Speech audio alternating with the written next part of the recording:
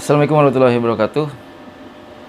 Di video ini gue akan menyempatkan waktu memberikan penjelasan 3 hal kecil yang sering disepelekan untuk pelihara kolar. Apa aja? Simak.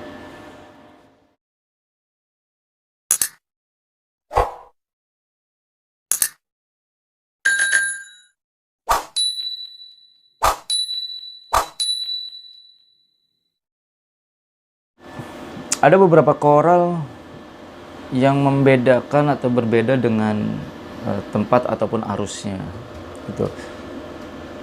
Jadi yang perlu kita sering lupakan ini nih, hal-hal kecil seperti ini.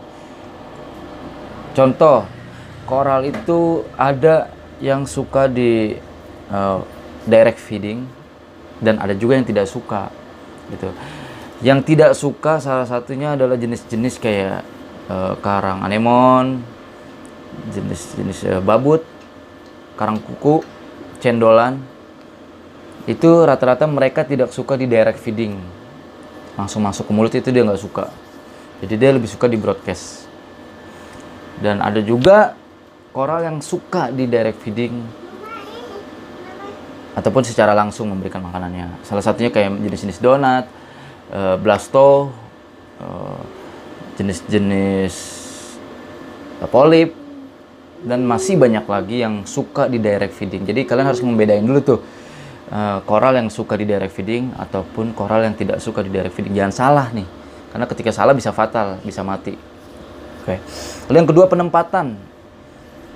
Jadi jangan sembarangan soal penempatan. Tidak hanya display. Memelihara terumbu karang ataupun koral ini memerlukan kecermatan dalam pendisplayan. Contoh, kalau koral yang menyukai arus, yaitu kalian posisikan yang mengenai arus gitu.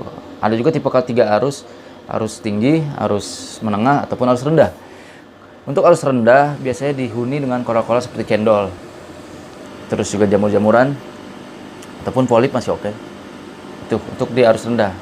Karena kalau misalnya cendolan di arus yang cukup kuat, dia nggak bakal bisa mekar.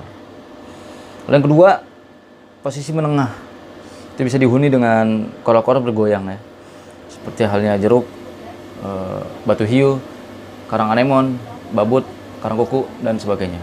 Lalu tipe koral juga yang di arus yang cukup kuat atau tinggi. Itu seperti akro,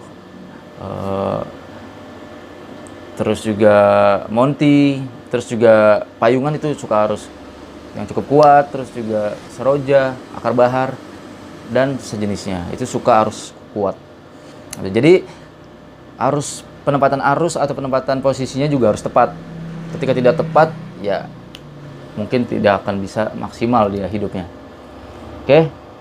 Dari gue yang tadi, yang pertama itu penempatan koral sesuai arus, posisi, dan sebagainya.